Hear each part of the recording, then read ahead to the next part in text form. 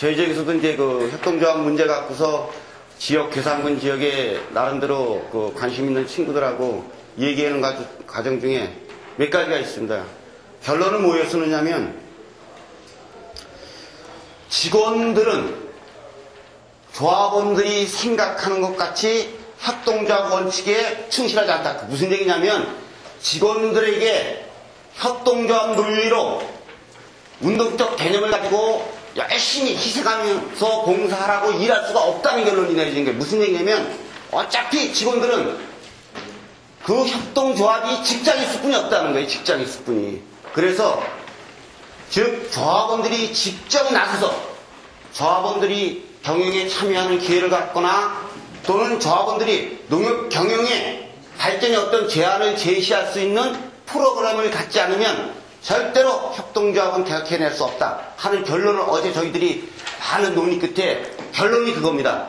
그래서 교육사업을 더 좀 적극적으로 하고 한 개 농협을 중심으로 하는 것이 아니라 이제는 현재는 계산의 4개 농협을 중심으로 하지만 앞으로 이 범위를 좀 더 넓혀서 한 10개 농협 주위의 농협을 묶어서 실질적으로 현장에서 개혁해 나가는 그런 프로그램을 갖자 하는 결론을 내렸습니다. 이 얘기는 뭐냐면 직원들한테 맡겨서는 절대로 힘들다는 거예요. 농협계획은. 그래서 여러분들이 경영에 직접 참여할 수 있는 기회가 굉장히 중요하다 이런 판단을 갖습니다. 그래서 오늘은 또 제가 참 고민을 했습니다. 그래도 어쨌든 명목이 심화반 교육이기 때문에 교육 방법을 좀 거꾸로 해보자. 좀 어려운 교육을 먼저 하고 추후에 좀 통상적인 교육을 해보자 하는 생각을 갖습니다. 제가 이제 그동안에 여러 차례 이게 교육을 하면서 느낀 게 교육을 쭉 진행하는 과정에 시간이 모자라서 거의 모든 교육 시간이 모자라서 진짜 아쉬웠던 그런 부분이 많기 때문에 오늘은 좀 여러분이 어렵더라도 첫 시간에는 중요한 교육을 먼저 하고 나중에 시간에 여유가 있으면 먼저 받은 교육을 한번 뒤집어 보는 그런 시간을 갖도록 하겠습니다. 그래서 교육 부제로 드린 것 중에 그 회계감사의 사전 점검표라는 것을 아마 그 교육 부제로 받으셨을 겁니다. 이거는 저희가 만들어낸 거일 수도 있지만 전반적으로 보면 결산을 중심으로 일을 처리할 때 가장 중요한 핵심만 뽑아서 단기간에 감사 교육을 시키기 위해서 만든 자료입니다, 이게. 그래서 이거는 중앙에서도 이 자료를 많이 활용을 하고 또는 저희들이 교육 자료를 많이 활용하기 때문에 감사 교육 자료이지만 실제 결산에 굉장히 중요한 영향을 갖고 있다. 그래서 이 자료를 제가 첫째 시간에 그 교육 자료로 선택을 했습니다. 여기에 보면 이제 여러분들이 들어보지 않은 여러 가지 그 내용이 있겠습니다만 어려우시더라도 이 자료를 가지고 집에 가서 교육했던 내용을 반복해서 한번 들어보시면 좋은 자료가 될 겁니다. 보면 우선 지역의 재무제표를 감사하고 지역의 재무제표 결산을 이해하려면 다음과 같은 지금 여기에 나온 자료를 하나하나 정리해 나갑니다. 근데 다른 거를 한 장 넘겨서 우선 두 번째 장을 보겠습니다. 그렇게 보면 두 번째 개정 과목별 세부 확인 사항 이렇게 나와 있습니다. 이제 누구든지 감사를 처음 딱 보게 되면 신용 회계에 많은 관심을 갖게 됩니다.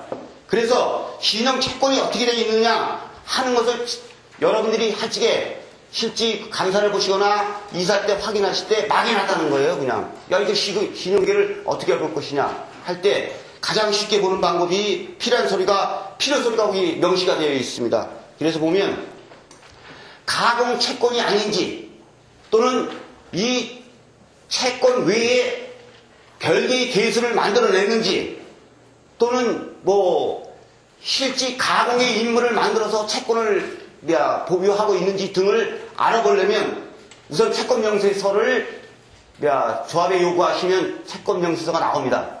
다음에 2순위로 할 수 있는 게 감사나 이사들 중에는 뭐냐면 지역의 모든 사항을 다 안다는 거예요. 그래서 다 뒤다봤을 때 이런 부분이 채권에 좀 이상하다, 내가 느끼기 이상하다 하면 여러분들이 채무자에게 채권을 확인할 수 있는 확인서를 발송할 수 있습니다. 이사나 감사가 그런 권한이 있다는 거예요. 당신이 이런 채권이 진짜 있느냐 하고 발송을 해서 채무 확인서를 받는다는 거예요. 명확하게. 만약에 채무 확인서가 그 사람이 해줬는데 그것이 문제가 되면 직원도 물론 갖겠지만 반대로 채무 확인서에 가짜로 확인해준 사람도 나중에 형사처벌 대상이 되기 때문에 철저하게 채권 확보를 할 수 있는 기회가 된다는 거예요. 그래서 실제 여러분들이 막연하다. 이거 채권을 어떻게 볼 거냐 하는 것을 걱정하실 필요 없이 우선 그 채권 명세서를 지역농협에 요구를 하시고 그 위에 채권 명세서를 쫙 넘겨보시면서 이런 부분은 이 사람은 이렇게 돈을 많이 쓸 이유가 없는데 또는 뭐 등등이 나올 겁니다. 감이 잡히면 그런 분들한테 감사명의로 하는 겁니다. 뭐 또는 이사명의로 채무 확인서를 발송을 해서 확인을 받습니다. 그럼 정확한 그 신용채권에 대한 1단계적인 채무 확인을 하는 겁니다. 실제 감사가 이 작업을, 이사는 그렇지 않습니다만 감사가 이 작업을 소홀히 하면 감사가 채권에 대한 변상 조치를 구상권을 이사님들이 요구하셔도 고스란히 다 물실 분이 없다는 거예요. 사실 굉장히 중요한 내용인데 사실 그동안 이제 뭐 저희 지역 농협에서는 그런 부분이 거의 그냥 통상적으로 적당히 넘어왔기 때문에 그대로 묵인되고 있습니다만 이게 원칙이라는 겁니다. 이게 원칙.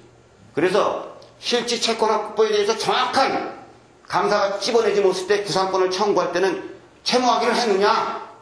채무 확인을 하느냐고 이사에게 물었을 때 채무 확인이 없다 그러면 이 감사님은 고스란히 구상권 청구에 변상 조치를 해야 합니다. 그렇기 때문에 이사나 감사님 여러분에게 출무수당을 조합원들이 볼때 엄청난 돈을 드리는 거예요. 그래서 그 조회서는 법적 근거 자리가 됩니다. 그래서 일단 그 채권 존재 여부를 확인할 때는 그런 방법을 취한다. 이제 그렇게 해볼 이유가 있다는 거예요.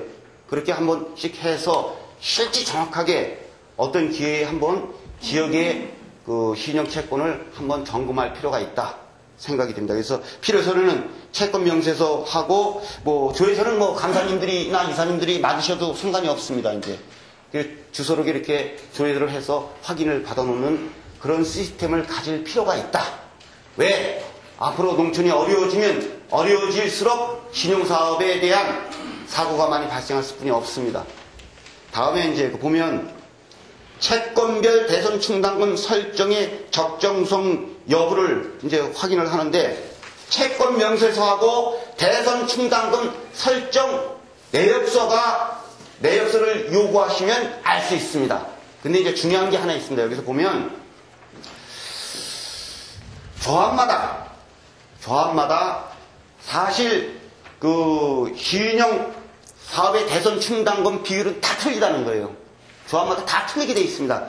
워낙 여러분들이 갖고 있는 교재에 보면 정상채권 0.5%, 뭐 추정 손실 채권 100% 또는 추정 의문 25% 이상, 75% 이상, 그거는 최하한선이라는 거예요. 최하한선입니다. 예를 들어 회수 의문 채권은 뭐 25% 이상 대손 충당을 한다 그러면 이건 최하한선이고 75%까지 그 다음에 100%까지 갖는 각종 충당금 내역 중에서 이게 75%니까 74%까지도 회수 의무는 대손 충당을 할 수 있다는 거예요. 규정에서는. 근데 이건 어디서 결정하느냐? 리스크관리위원회에서 결정을 합니다. 리스크관리위원회에서 신용대손 충당금의 적립률은 리스크관리위원회에서 규정 범위에서 적립을 합니다. 그 규정 범위가 굉장히 넓습니다. 굉장히 예를 들어 회수 불능 채권이 75%,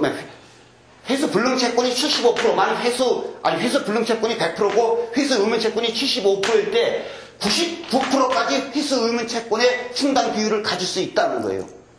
그거는 리스크관리위원회에서 반드시 결정하게 돼 있다는 거예요. 다만 문제가 여기 하나 있습니다. 그렇게 한번 결정한 것은 특별한 사유가 없으면 바꿀 수가 없어요. 특별한 사유가 없으면 규정에 바꿀 수가 없게 돼 있다는 거예요. 그러니까 무슨 얘기냐면 74%까지 갖고 있다가 74%까지 갖고 있으면 예를 들어 기본적으로 25% 갖고 있을 때 신용 대선 충당금 총 적립률이 200%다, 200%. 200%였을 때 74%로 갖고 되면 이게 101%로 낮아진다는 거예요, 이게요. 적립률을 높여버리면 그 대선 충당금이 전체적으로 200%던 것이 101%나 이렇게 플러스가 뚝 떨어진다는 거예요. 근데 직원들 입장에서 보면 어느 순간인가 부실채권이 발생하면 대선 충당금을 더 충당해야 될 입장이 생기잖아요. 그리고 직접 경비로 손익에 직접 영향이 되기 때문에 직원들이 이 비율을 임의적으로 낮출 수가 있다는 거예요. 그걸 못한다는 거예요, 이제. 규정이 못하게 되어 있습니다. 한번 대선 충당금의 적립률을 높이면 다시 낮출 수가 없다는 거예요. 그래서 여러분들이 대선 충당금의 적정성을 판단하시려면 리스크관리위원회에서 어떤 식으로 비율을 정리했나, 리스크관리에서 논의가 됐나를 보시고, 그 다음에 그 채권 명세서하고 그 대선 충당금 적립 그 명세서를 확인을 해 보시면 나와 있습니다. 이거는 또 결산서에 주석으로 반드시 첨부하게 되어 있습니다. 또 결산서에 뒤에 여러분이 뒤에 결산서에 주석으로 반드시 조합원들한테 첨부해서 보고하게 되어 있다는 거예요. 그러면 물론 이따가 손익계산서를 설명을 드리겠습니다만, 손익계산서에 충당금 환입이라는 계정이 있습니다. 손익계산서에 보면 충당금을 환입하는 계정인데, 그럼 충당금 환입 계정은 왜 있는 거냐, 그게. 자, 그럼 여기서 이제 문제를 한번 서로 논의해 보면, 만약에 신용 대선 충당금이나 또는 일반 대선 충당금이 250%가 되어 있다. 250%가 되어 있다고 판단이 될 때는 이건 과정립입니다. 여러분이 판단해도 100% 상당만 하게 되어 있는 것이 250%가 되어 있을 때는 과정립이라는 거예요. 근데 왜 그러면 각종 충당금 환입, 즉 다시 영업의 수익으로 잡게 되어 있느냐면, 이거는 만약에 100%로 한다. 100%로. 그럼 150%를 환입한다는 것은 어떤 의미를 갖느냐면, 수익을 조정하기 위해서 환입하는 것이 아니라 수익을 조정하기 위해서, 무슨 얘기냐면 결산벌칙에 수익이 들라서 250% 했으면 150% 빼가지고 손익을 조정하는 것이 아니라, 그럴 수가 있다는 게 무슨 얘기냐면, 연체채권이 연체채권이 많다가 연체채권이 한 100억대다가 어느 순간에 연체채권이 50억으로 줄면 대선 충당금 비율이 높아지죠. 그러면 이때 이 비율에 맞춰서 환입하라는 것이지, 수익을 보전하기 위해서 연체채권에 아무 변동사항이 없는데 대선 충당금을 사업 영업의 수익으로 환입하라는 얘기는 아닙니다. 그러니까 여러분들이 묵과해야 될 부분은 그 부분은 반드시 짚고 넘어가야 된다는 거예요. 그래서 많은 농협의 결산서를 보게 되면 손익이 좀 어려울 때 각종 대선 충당금을 이렇게 좀 빼서 환입을 해서 수익을 맞춘다든지, 또는 수익이 많이 발생했을 때 조합원에게 환원하거나 자본적립하면 될 일을 그렇게 하지 않고 과적립해서 말을 쉽게 내부 유보한다는 것은 회계원칙에 어긋난다.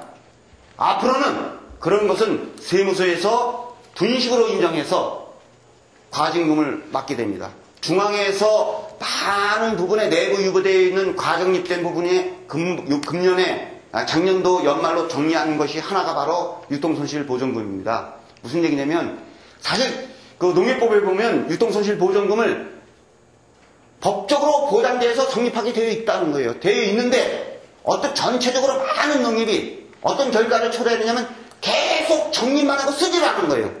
세무서에서 볼 때는 수익을 감춘 분식이라는 개념으로 본 거예요. 그래서 세무서에서 강력히, 국세청에서 강력히 요구를 해서 유통손실보전금을 세금을 물고 자본적립을 해서 전부 다 재적립을 시켰다는 겁니다. 그래서 앞으로는 신용대선 충당금이나 일반 대선 충당금이 회계의 규칙에 어긋나게 과적립을 하면 다 국세청에서 추징을 요구할 거라는 거예요. 그래서 그런 개정이다.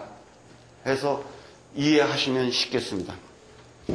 근데 이제 물론 이제 그 손익계산서에 대해서 이제 여러분하고 같이 이야기를 나눌 때 정확한 문제가 나오겠습니다만, 저런 그 과적립 상태나 그 규정에 위반되는 환입 개정이 농협의 그 손익을 정확하게 조합원들에게 알리지 않는, 어떻게 보면 뭐 여러분들이 속된 얘기로 꼭을 친다 하는 얘기로 변질될 수 있다는 겁니다. 그래서 그런 부분은 그 바로 정리를 해야 되겠다 하는 생각을 갖습니다. 그리고 여기 보면 이제 그 왜 100% 상당만 적립해냈는데 왜 차이가 나느냐 하는 부분은 바로 연체 채권의 증감에 의해서 재적립을 하지 않아도 프로스가 계속 변동할 수 있다는 거예요. 그래서 정확한 회계 방법은 100% 상대에게 맞춰서 계속 환입을 하거나 재적립을 하거나 꾸준하게 하는 것이 실질적인 그 농협 경영의 정확한 회계 방식이라는 겁니다. 예, 다음에 또 보시면 그 매수채권, 예, 뭐 제가 갖고 있는 프린트하고 여러분하고 그 순서가 맞는지 모르겠습니다만, 매출 채권에 보면 채권의 존재 여부를, 즉 매출 채권이라는 것은 무슨 얘기냐면 이렇게 물건을 파는 채권을 매출 채권이라고 간단하게 얘기를 합니다. 여기에서 이제 그 매출 채권의 실질적인 존재 여부를 확인하기 위해서는 다음과 같은 그 서류가 필요하다. 채권 명세서하고 채권자 주소록을 갖고 요것도 똑같이 그 매출 채권의 외상을 준 사람한테 확인을 할 수 있다는 거예요. 근데 이게 일반 농가가 문제가 아니에요. 이제 일반 농가가 문제가 아니라 실질적인 대량 거래처에 감사 정도 되시면은 대량 거래처에 조회를 해서 확인하는 과정을 거쳐야 된다는 겁니다. 그래서 그 매출 채권을 이 가공으로 만들면 어떤 결과가 생기냐면, 자, 한번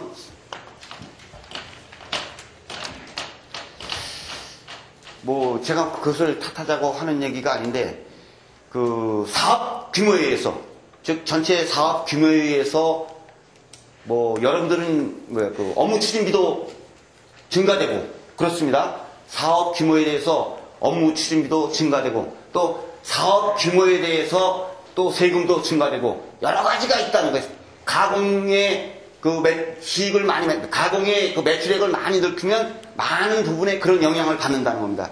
예를 들어서 교육지원 사업비에서 여러분들이 교육지원 사업비에서 조합원들이 요새 비료값이 올랐으니까 한 1억 원어치를 비료를 무상으로 공급한다 했는데, 원가가 예를 들어 원가가 9,000원짜리 비료가 9,000원이고 판매가가 10,000원이라면 실제 농협의 자폐대를 매출 기표는 이것이 농협에서 교육지원 사업비로 9,000원짜리 원가의 비료를 10,000원에 팔을 때 실제 농협에서 수익을 발생해야 되겠느냐 안 해야 되겠느냐, 여러분 판단은 어떻습니까? 그게 내가 그거래요. 엄격히 따지면. 그러면 9,000원의 원가에 사서, 아니 9,000원짜리 원가면 농협 자체 사업에는 9,000원에 팔아서 9,000원에 줘야 되는 게 원칙이라는 거예요.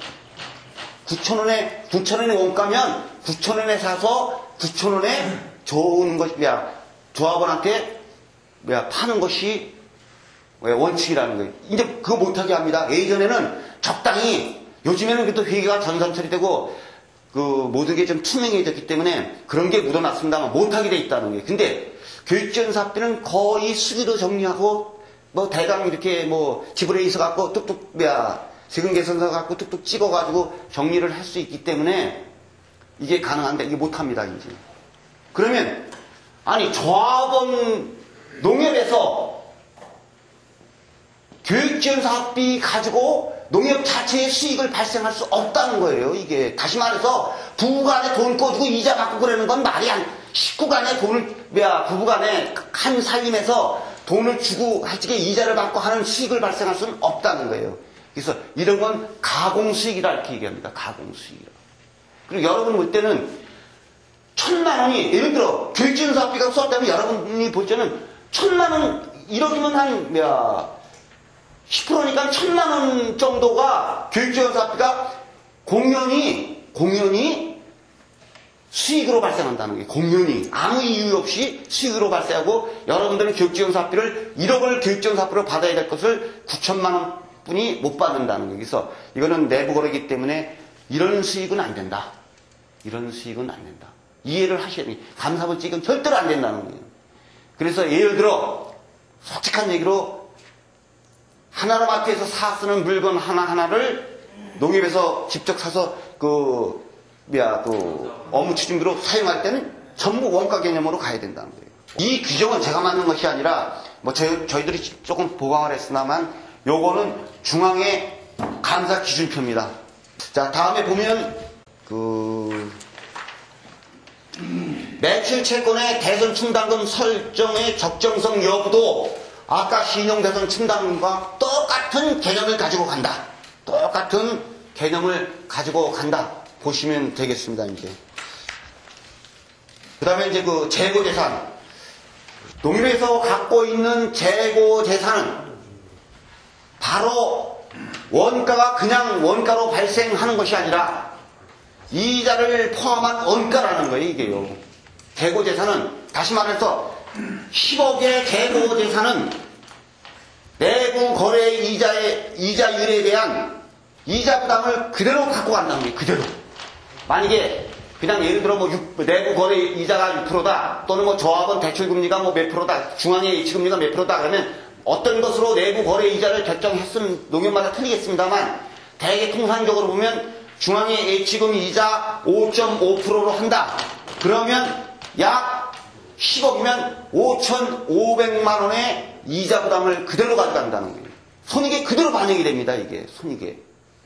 그래서 실질적인 재고재산은 농협경영에 굉장히 문제가 됐다. 너무 또 재고재산이 너무 없어도 안 되겠습니다만 비료 1년에 100포 나간다고 해서 101포 사다 놓고서 모자라가지고 난리 난다는 건 안 되겠습니다만 재고재산을 적정히 운영하는 거는 농협경영의 자금 운영의 직결적인 사업이기 때문에 굉장히 중요하게 다룬다, 이렇게 말씀을 드릴 수 있습니다. 그래서 재고재산은 확인하기 위해서는 여기 보면 재고재산 명세서 하고 또는 타지역에 보관되어 있다 그러면 타처 보관에 대한 조사서 등을 이렇게 확인해 본다든지 또는 재고재산 수불부를 가지고 맞춰 본다든지 또는 여러분 이사님들도 가능하고 간사님들도 가능합니다만 매출 원장을 가지고 매출 원장 제가 이제 주로 보는 게 매출 원장을 가끔마다 이렇게 한 달에 한 번씩 쭉 보면 그런 게 있습니다. 이제 들어온 날짜가 예를 들어 1월 1일 날 들어왔는데 3개월 정도, 예를 들어 3개월 정도나 저는 한 3개월 정도를 기준을 갖고 있습니다만 3개월 정도 매출 거래가 하나도 없다는 것은 이건 불량재고라는 거예요. 이건 문제 있는 재고다. 문제 있는 재고다. 그래서 아주 쉽게 보는 방법은 간사님이 매출 전표를 갖고 와라 해서 기름도 조금만 농약이 쫙 해서 쫙 흩어보시면 한 3개월이고 2개월이고 거래가 없는 것은 문제가 있는 재고다. 문제가 있는 재고다. 그래서 저희 농협은 대책을 직원들한테 요 품목은 재고재산을 어떻게 처리할 것이 대책 보고를 해서 보고서를 작성해서 올려라 하고 지시를 합니다. 근데 이제 간사님도 가장 쉽게 보는 방법은 그거라는 거예요. 가장 쉽게 보는 방법은. 그리고 요즘에는 어느 정도까지 강화가 되어 있느냐면 타처에 보관되어 있는, 예를 들어 우리가 콩을 샀는데 보관을 예를 들어 어느 창고에 보관을 했다 하면 심지어는 그 창고에 만약에 대해서 지금 그런 소리까지 다 보강을 하게 되어 있습니다. 그 창고에 대한 보험 한도는 우리 물건하고 예를 들어 우리가 물건을 거기다 그 창고에다 10억을 넣었는데 화재보험에서 이 재물에 대한 보험이 10억이 들어있느냐 안 들어있으면 그것까지 보충해서 하도록 완벽하게 서류가 정리되도록 그렇게 요즘에는 강화가 되어 있다는 거예요. 그래서 근데 요즘에 많은 농협이 그 부분은 그냥 설렁설렁 넘어갑니다만 원칙은 그거라는 거예요. 원칙은. 그래서 타처에 보관되어 있는 것은 다 간사님이 확인을 하셔서 보관증도 받으시고 그 창고에 대한 그 화재 보험도 돼 있어서 재물에 대한 화재 그 한도 보험 한도가 얼마인가, 그리고 우리가 거기에 집어넣은 물건의 그 금액은 얼마인가를 맞춰서 확인해서 정리하는 것까지, 그게 모자르면 보충하도록 그 할 정도로 아주 강화되어 있다는 겁니다. 아주 강화되어 있어요. 근데 이제 제가 하는 거는 원칙이고 규정이고 이제 많은 농협이 그렇게 갑니다. 이제 가긴 또 중앙에서도 요구하는 게 그거고 많은 농협이 갑니다만, 이게 이제 실제 안에다가 다른 건 그렇게 요구하시다 보면 무리수가 발생할 수 있습니다. 물론 이제 참 창고비 예를 창고료를 한 200만 원 주고 집어넣는데 화재 보험료를 300만 원 안 하면 그걸 잘못됐다 그래서 어떤 제재 조치를 가한다는 건 무리가 있으니까, 그런 부분은 참 요런 것 할 필요가 있다, 이렇게 판단이 됩니다. 이제 재고 재산의 평가의 적정성 여부. 이제 금방 말씀드렸듯이 장기 채화 재고에 대한 재산 평가. 그래서 보면 그 참고 서류가 거기 있습니다. 보면 이제 뭐가 있느냐면 재고재산 수불부, 재고재산 평가 정책 관련 서류, 재고재산 평가 손실 계산 내역 등이 농협마다 다 있다는 거예요. 농협마다 지금 거기에 나와 있는 서류는 농협마다 다 비치되어 있는 서류라는 거예요. 예를 들어 아무 내역이 없어도 그 표지라도 해서 꽂아 놓는다는 거예요. 표지라도 해서 아무런 그런 내역이 없더라도 표지라도 해서 꽂아 놓는 서류라는 거예요. 제가 이제 꽤 여러 개의 농협을 이렇게 재무제표를 보고 평가를 하다 보면 거의 적자 나는 농협이 매출 채권에서 발생하거나 재고재산 관리 잘못해서 거의 적자로 돌았습니다. 거의. 그런데 재고재산에 대한 평가 손실액을 왜 철저히 관리를 해야 되느냐면, 어떤 문제가 있느냐면, 오신 것 같은데, 예를 들어 잡곡입니다. 잡곡을 한 20억 샀는데, 20억을 샀는데,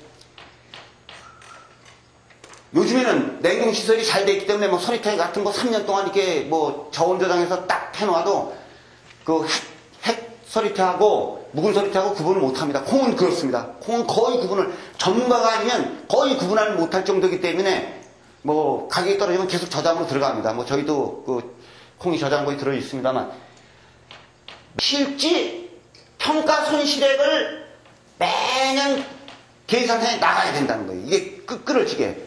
근데 그 다음에 매년 이렇게 가야 되는데, 매년 평가 손실액을 가야 되는데, 바로 이 평가 손실액은 뭐냐면 직접 경비로 빠지기 때문에 손익에 직결적인 영향을 줍니다. 예를 들어 220억짜리가 이때 가가지고 19억짜리뿐이 안 되면 1억이 직접사업비로 손익이 1억 그만씩 주는 겁니다.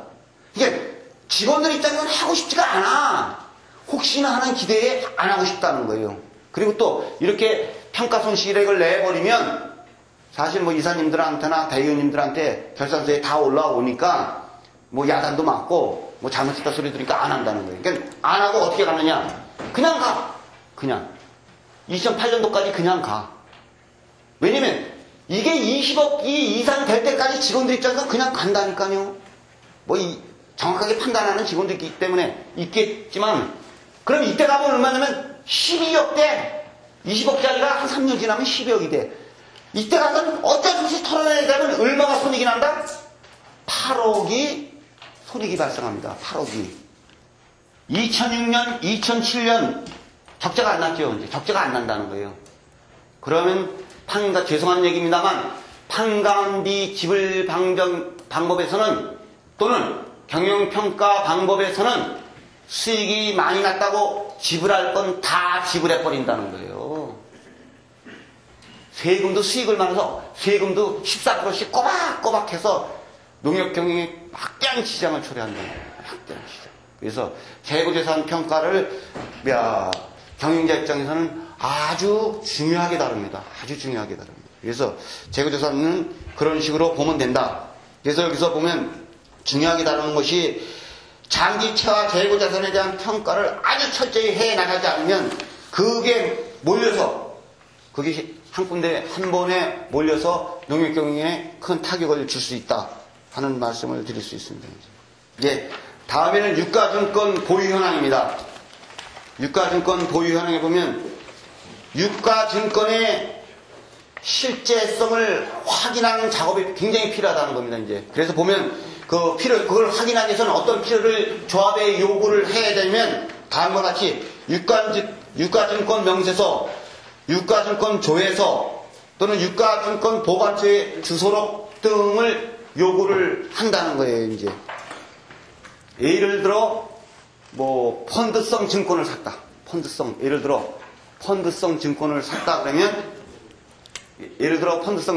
물론 증권은 우리가 갖고 있습니다. 물론 우리가 증권을 갖고 있는데 저희들이 서류상의 증권을 갖고 있는데 증권을 팔았을 때 그 서류를 달라고는 안 그래. 증권회사에서 무슨 얘기냐면 당신이 예를 들어 저희들이 경기도 지방채를 500만 원치 샀다 하는 서류는 있어도 나중에 그걸 팔아먹었을 때 그 서류를 폐기해라 가져와라 소리는 안 한다는 거예요. 그냥 갖고는 있다는 거예요. 그러니까 반드시 감사나 이사님이 그쪽에 조회해서 확인을 하고, 문제는 손익계산서에서 문제가 발생한다는 거예요. 손익계산서에서 어떤 문제가 발생하면 직원들 입장에서는 그 유가증권에 대한 펀드성 증권에 대한 수익이 많이 나면 조합원들 입장에서도 많이 났으면 좋겠다 하는 생각을 갖는다는 거예요. 많이 났으면 좋겠다 하는 생각을 갖는다는 거예요. 근데 이거는 공식적으로 조합에서 예를 들어 2005년도에 1억 원어치 샀는데 2006년도 결산벌칙에 이 수익을 기표를 하는 것을 조합의 임의대로 하는 것이 아니라는 거예요. 누구한테? 즉 증권회사에서나 이 어떤 공식적인 기관에서 실제 지금 이 채권의 수익은 얼마나 하는 수익에 대한 조회서에 대한 평가서가 나온다는 거예요. 반드시 감사님 한번 볼 필요가 있다는 거예요. 근데 지금 예를 들어 1억짜리가 한 5억이 됐다, 1억짜리가 한 5천만 원이 됐다고 가정을 하면 죄송합니다만 액면가는 그래도 1억이요. 지금 현재 가치는 5천만 원이지만 액면가는 그래도 1억이라는 거예요. 그래도 1억이라는 거예요. 주식형 투자 같은 거는 액면가는 그래도 1억이라는 거예요. 그래서 반드시 이 감사님이 예를 들어 이게 NH증권이다 그러면 이쪽에 확인해서 현재 가치가 얼마냐 하고 조회를 요구해서 받아낸다. 받아보면 이게 1억 샀는데요, 죄 빠져가지고 지금 5천만 원뿐이 안 됩니다고 오면 요거를 이 평가를 해서 정리를 할 필요가 있다는 거예요. 근데 직원들 입장에서는 하고 싶지가 않지. 그냥 만약에 수익이 났으면 수익이 났다고 얘기를 하겠지만 수익이 났다고 이렇게 됐으면 그냥 1억으로 갈 수뿐이 없다는 거예요. 저도 그렇게 가고 싶고. 그러니까는 요것을 간사님들이 각 증권, 장기증권이라든 하여튼 그 부분을 다 조회를 해서 현재 가치가 얼마인가를 확인하는 그런 순서를 지킨다는 거예요. 그러니까 아주 굉장히 쉽다는 거예요, 이제. 그러다 보면 이제 감사 하루에 다 못 보겠잖아요. 그러니까는 감사 전에 자료를 요청해서 미리 이런 부분을 감사 명의로 다 발송을 해서 감사 전까지 도착할 수 있도록 미리 준비를 하신다는 게.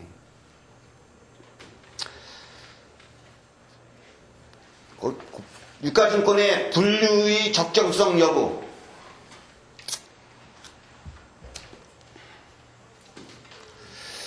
이제 이게 무슨 얘기냐면,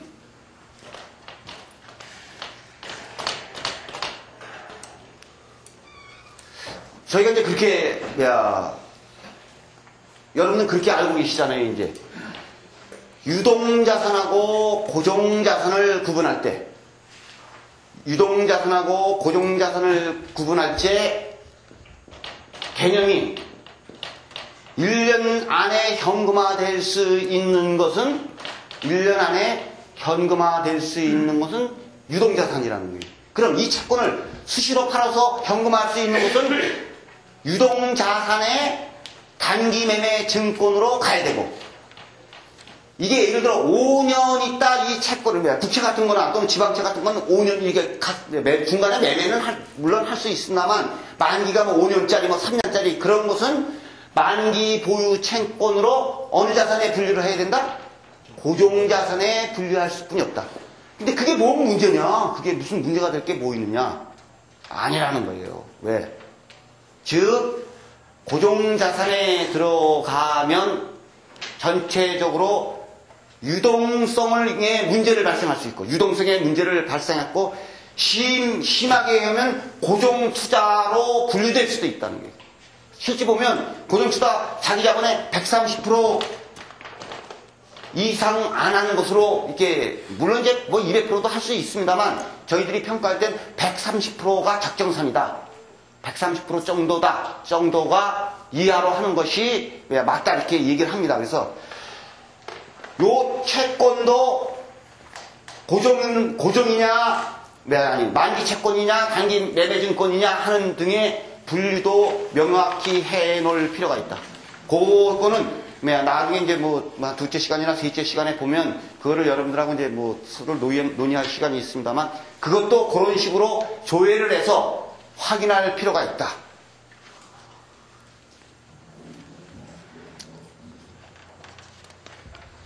여기 지분 법정용 투자 주식은 생략을 하겠습니다. 이 부분은 뭐 여러분들이 크게, 그것도 계속 생략을 하고, 제6항 공동사업 투자금을 보시겠습니다.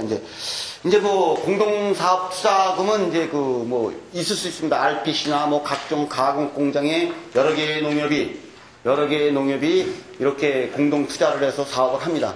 거기서 그 사업에 대한 내용을 하기 위해서는 공동사업 투자금 명세서, 공동사업 관련 협약서 등을 뭐 강사님들이 보셔야 됩니다. 이제 그래서 보면 저희 농협에서 그 고추 브랜드 사업으로 약 한 60억, 현재 뭐 한 20매덕 투자되어 있는데 한 60억 정도를 정부로부터 지원을 받아서 이제 그 시설을 하고 있는데, 증평은 군이 틀립니다, 저희하고. 근데도 어무협에는 5개 농협이 하고 있는데, 4개의 농협은 참여를 하는데, 마지막 증평농협이 참여하기로 합의를 해놓고 참여를 안 했다. 안 했는데, 뭐 때문에 안 했냐면, 협약서 때문에 안 했어요. 협약서 때문에. 그 협약서에, 그 증평의 이사님들이 협약서를 가져와라. 협약서 내용이 어떻게 되어 있나. 그래서 협약서를 쫙 읽어보니까 뭐냐면, 일단 공동사업장에 적자가 나면 투자되어 있는 자본 갖고 자본 잠식이 끝나는 것이 아니라 무한대 책임을 진다. 그렇게 협약서에 써 있어 버리니까는, 그쪽에는 솔직한 게 이제 증평적인 고추가 적거든요. 계산은 고추가 많은데 적으니까 우리가 끝까지 책임질 필요가 없다 해서 공동투자를 포기를 하신 거예요. 그래서 실제 여러분들이 각종 뭐 RPC 공동사업을 한다든지 뭐 여러 가지 가공사업을 공동으로 하면 그 협약서는 기본적으로 여러분들께서, 이사님들이나 대원들께서 한 번 정도 어떤 식으로 되어 있나를 봐야 된다는 거예요. 그래서 이제 예를 들어 그런 것도 있거든요. 이제 저희 계산군에는 4개 농협이 있는데, 계산농협, 이제 불정농협, 뭐 이렇게 분자 이렇게 천청농협이 있는데, 협약서에 이제 그동안 계산농협이 주거래 은행이 됩니다. 협약서에 보면 계산농협이 주거래 은행이 되니까는 거기서 연간 거래되는 뭐 한 몇십억 또는 뭐 한 7, 80억 또 150억 가까운 무이자 자금 같은 게 다 그 은행에서 관리해버려.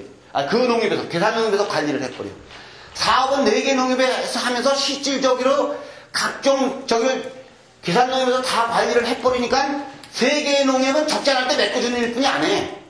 근데 계산농협 입장에서는 많은 돈이 여신관리 쪽에 또는 뭐 무이자 자금 같은 거를, 물론 이자를 주긴 줍니다만 그 관리를 계속 하는 거예요. 그래서 협약서를 작성할 때 안 된다. 계산농협에서 관리할 때 그동안 이자를 예를 들어 그 관리 기금으로 뭐 1% 정도를 수익으로 챙기던 것을 안 된다. 줄이자. 해서 0.2%로 하고 기금 관리 비용을 0.2%로 하고 괴산농협에서만 혼자 하지 말고 올해는 불정농협하고 반반 나눠서 하자. 반반 나눠서 하자. 하고 협약서를 작성했다는 거예요. 협약서를. 근데 이제 뭐 죄송한 얘기인데 청천이나 군자는 이제 협약서에 관심이 없으니까 협약서 찾는데 알아서 하라고 떠넘겨서 지금은 이 고춧가루 강 공장의 신용에 대한 돈 관리를 괴산농협하고 불정농협하고 같이 관리한다는 거예요. 그게 다 협약서에 다 들어와 있다는 거예요.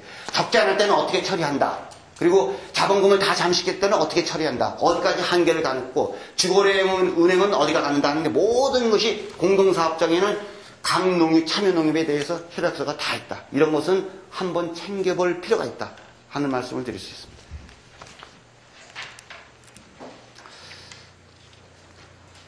그리고 공동사업 투자 회계 처리의 적성성 여부.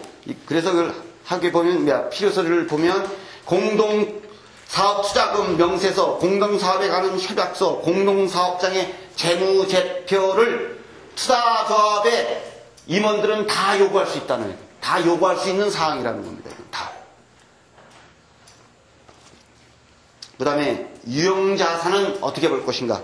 뭐 유형자산은 여러분 잘 아시다시피 이렇게 눈으로 보고 만질 수 있는 자산을 유형자산이라고 얘기합니다. 그래서 유형자산의 존재 여부를 확인 또는 유형자산의 실제성을 확인하기 위해서는 유형자산 명세서와 유형자산 등기부 등본을 볼 필요는 있다.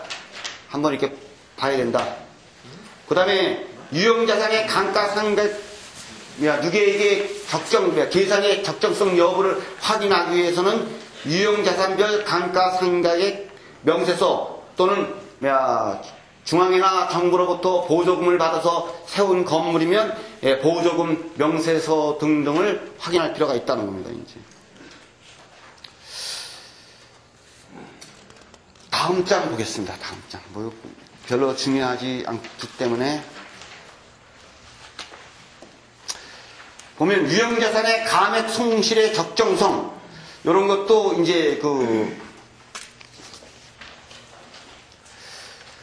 그렇게 갑니다. 이제 실제 재고재산을 유형자산을 어느 시기가 되면 털어냅니다. 털어내.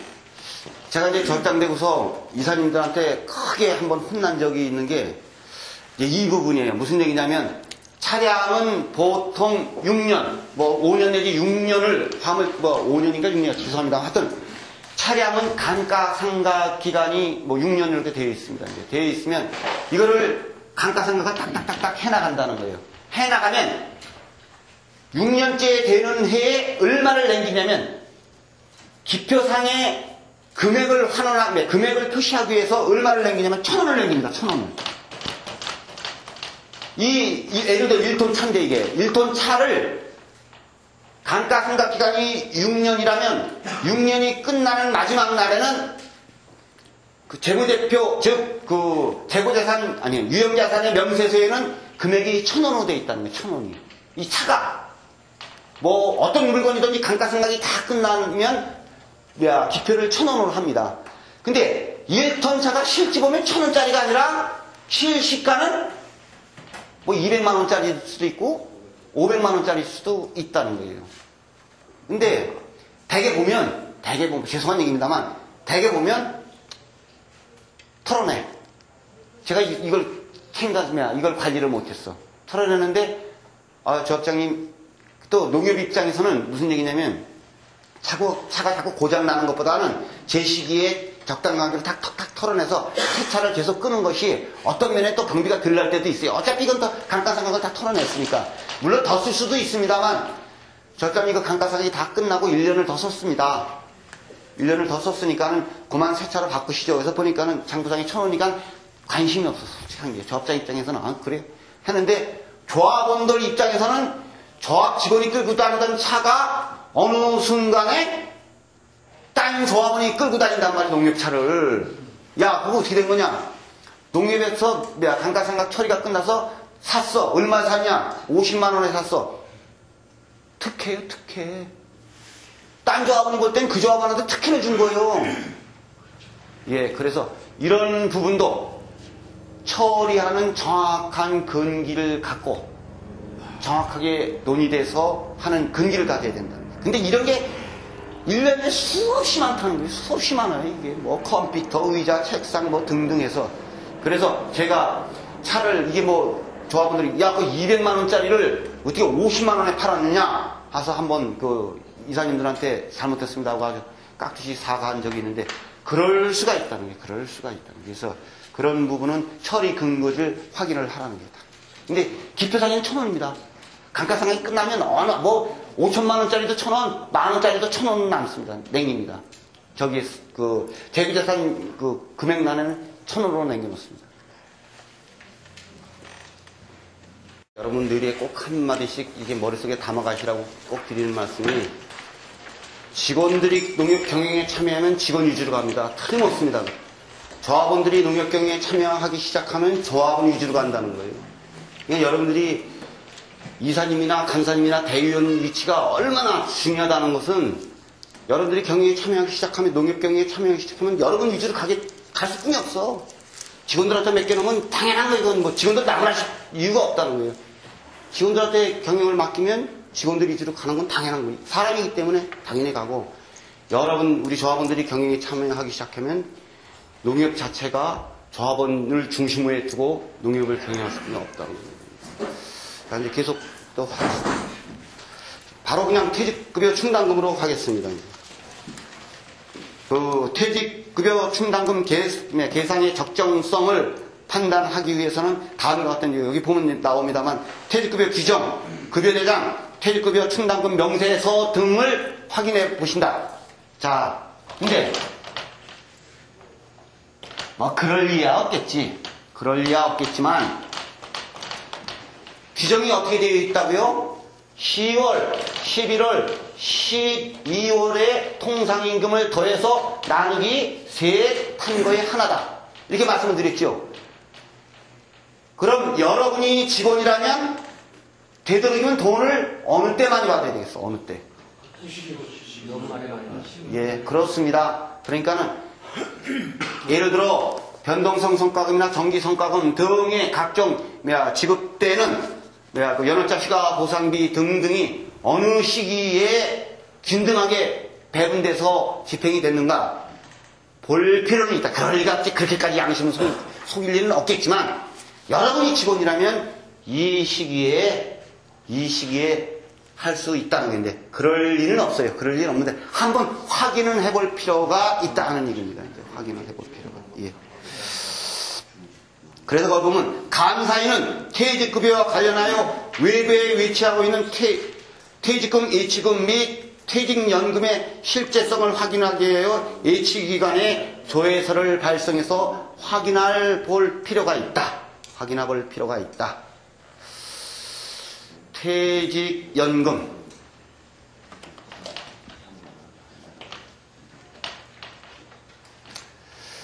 요거는 제가 이제 하도 안 다루던, 오랫동안 퇴직연금에 대해서 안 다루던 문제인데, 개수에는 약간 차이가 날 수가 있습니다. 개수에는. 혹시 제가 좀 실수해도 그건 이해를 하시고, 퇴직연금은 노동법에 의해서 5인 이상 사업장은 다 시행하도록 되어 있다는 거예요. 다 시행하도록. 그건 뭐냐면, 직원들이 옛날에 왜 퇴직금이 누진제였잖아요.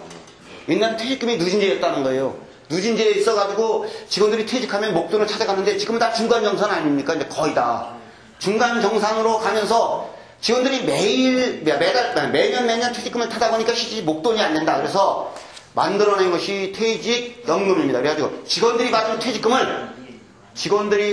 퇴직금을 제1금융권, 농협은 거의 다가 이제 중앙에서 관리를 합니다만, 하여튼 제1금융권에 퇴직연금을 적립을 하는 거예요, 이제. 적립을 하면, 요 관리 비용이 몇 프로가 나오냐면 2%가 나와요, 2%. 이 관리 비용, 요걸 자신이 없는 거. 지금 2%인지 0.2% 같습니다. 근데 제가 요거 지금 제가 정확하게 판단을 못했는데 아마 2%일 것 같아요. 근데 요건 제가 자신이 없습니다. 관리 비용이 2%가 나오는데 요거는 농협에서 부담해요. 농협에서 부담하는데 요 규정에는 사용자, 즉 조합 측하고 여기 하는 직원하고 50%씩 1%씩 낼 수 있는 규정도 있어요. 그건 직원들하고 합의사항이에요. 근데 어떤 문제가 그럴 리는 없겠지만 어떤 문제가 발생하느냐면 첫 해에는 직원들이 예를 들어 퇴직금을 보통 한 평균 한 300만원 정도는 이렇게 하이직하고 해서 평균 한 300만원 정도 되겠다고 이제 판단하는데 우리 조합, 그러니까 50명, 보통 50명 정도 직원이 있는 조합이 그냥 평균적이니까 50명이면 1,500만원이에요, 1,500만원. 50명일 때 1,500만원인데 2%면 얼마를, 첫 해는 얼마를 내? 300만원 맞나? 1,500이 20%에 300이구나. 예. 30만원이에요. 그죠? 자, 그 다음에는 또 1,500만원, 그 다음에는 얼마? 3,000만원. 그럴 거 아닙니까? 이게 퇴직급여 계속 적립해야 되니까. 그 다음에는 얼마? 60만원. 10년 있다 가면? 아닙니다. 복리로 은행합니다. 기하급수적으로 복리로 은행합니다. 복리로. 예. 이게 진짜 고수업 얘기 따라 따따릅니다. 이게 이제. 그래서 계산을 해보십시오. 이런 식으로 늘어나서 조합 경영에 이제 큰 부담은, 근데 어차피 이제 어느 시기 되면 이제 퇴직하는 직원도 있고 그렇지만 통상적으로 한 20년 이렇게 끌고 가야 된다는 거예요. 20년 쫙. 이건 대한민국의 모든 농협이 저런 부담을 안고 있습니다. 근데 요거는 그래서 직원들하고 저희는 합의해서 법은 규정해 보니까 반반 내게 돼 있더라. 반반. 그래서 저희 농협은 직원이 1% 내고 50%씩 내서 갑니다. 근데 모든 농협은 이게 다 되어 있는데 요거는 퇴직연금으로 갈 때는 반드시 이사회의 동의사항이다. 이사회의 동의사항이다. 그래서 가고 있는데 아직 이사회 회의록에 이런 내용이 없다면 한번 어떻게 된 것인지 알아볼 필요는 있다. 이사회 동의사항입니다. 이거는 이 페이지 맨 위에 사망 보겠습니다. 사망.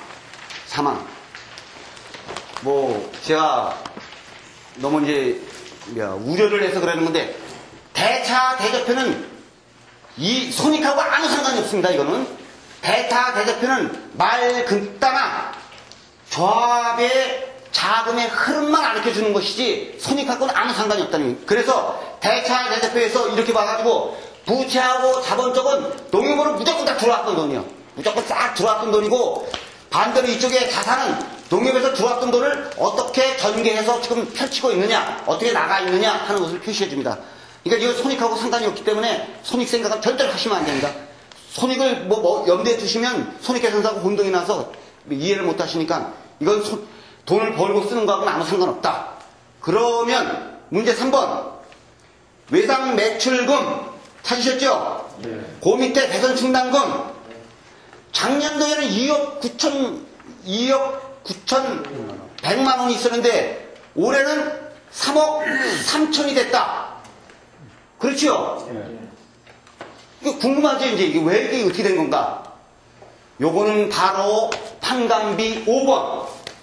판관비 5번에 보면, 판관비에서 보면 이제 손익계산서, 판관비 5번에 보면 대선 충당금을 1억 1,000만 원을 더했다는 거예요. 거기에는 썼다는 것이 아니라 그 대타 대표상에 전기에 얼마 있었어요. 전기에 1억 9천 있었던 거에서 전기에 얼마 있었어요? 2억 9천인데 얼마를 더 거기다 집어넣었다? 아니 얼마를 더? 1억 1천. 그럼 얼마 있어야 된다? 예? 4억. 예, 4억 있어야 되는데 얼마 있다? 얼마가 없어졌다? 맞아요. 이제 됐네. 다 됐네, 이제. 여러분 다 알아요. 7천만 원이 외상을 주고 못 받아가지고 탕감을 처리한 거예요. 즉 여기에 외상매출금이라는 건 뭐를 뜻하느냐면, 외상매출금이라는 건 뭐냐면 각종 농자재를 외상으로 주고 못 받을까봐 예비로 적립해 놓은 거예요. 못 받을 걸 대비해서 해놓은 돈이 바로 그 밑에가 대손충당금이라는 거예요. 외상매출금의 대손충당금이라는 것은 외상으로 주고 돈을 못 받을까봐 그 준비해서 충당해 놓은 돈이라는 거예요. 그게. 그런데 작년도 2억 9천 있는데 올해 얼마 있다? 3억 3천. 근데 그 손익계산서를 딱 보니까는 작년도 2억 9천 있는 데다가 얼마를 더 판관비 5번에서 얼마를 더 넣었다? 1억 천. 그럼 현재 얼마 있어야 된다? 현재 얼마 남았다? 얼마가 없어졌다? 그래, 그러니까 7천만 원 정도 외상값을 못 받아가지고 상각 처리해버렸다는 거예요.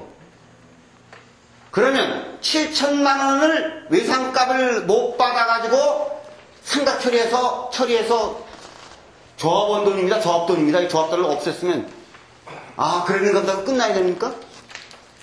최소한도 이강사 되시는 분은 그 처리 내역을 정당하게 처리가 되는지 알아봐야 된다는 거예요. 알아봐야 됩니다. 자, 그러면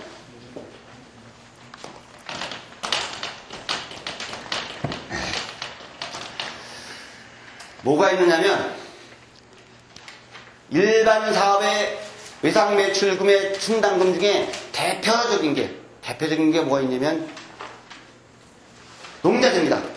가장 큰 게 농자재, 뭐 선급금 등등 여러 가지가 있습니다만 대표적인 게 농자재예요.